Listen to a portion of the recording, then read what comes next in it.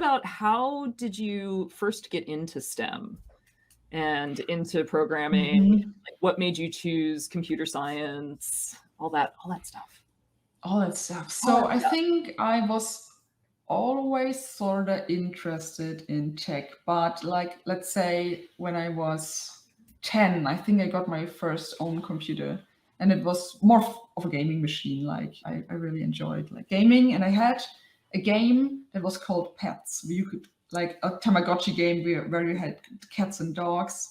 And sometime I figured out that the files that define the cat or the dog breed where you could like adopt dogs could be manipulated in hex editor. And I found like tutorials online and a fun, actually German community. And I think these communities, they exist in different types around or areas around the world, but there was our own German community for this game.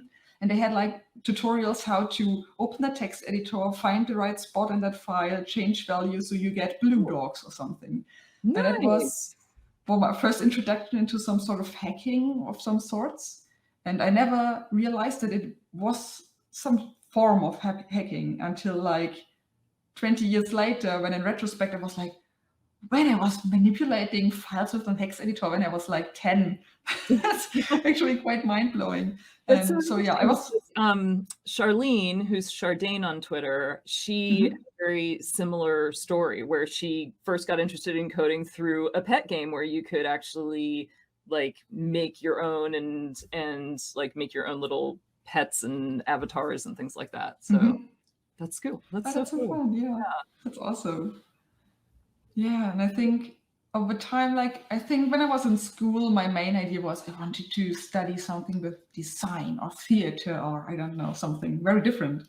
Yeah. And yeah, more and more I realized that I really enjoy coding, but sadly in my school we didn't really have coding classes. So there was some form, but the teacher either really couldn't code himself, or at some time we had students from university give coding courses. And that was fine, but they were maybe not always the best teachers. So yeah, there's always a trade-off.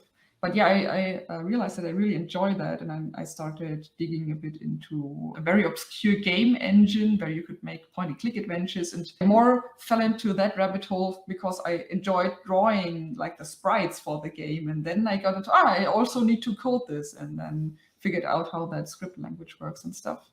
And then yeah, I decided to study media computer science because I was afraid that the regular computer science curriculum was too difficult for me.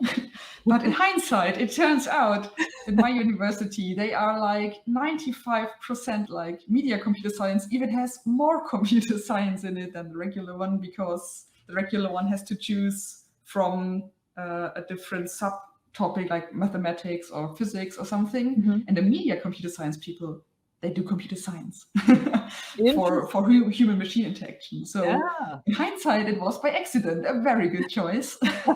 Excellent.